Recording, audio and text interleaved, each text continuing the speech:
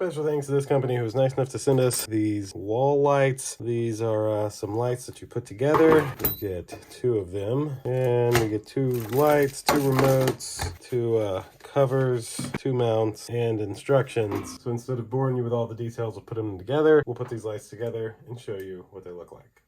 So here are the battery operated wall sconce. We've got batteries in these, the 3 AA batteries that it takes. They're not included, you'll need 6 of those. And we have the other one over here. Same setup, they all snap together nice and easy. Mount to the wall with a couple screws with no problem. Like this puck? So it can go anywhere on that. Okay, very cool. You can put it anywhere. All right, that's dope. It does have a little remote here, so you can control both of them with one remote. So if I press the on button, they'll cut on. Now you can see both of them are on. We got a widescreen.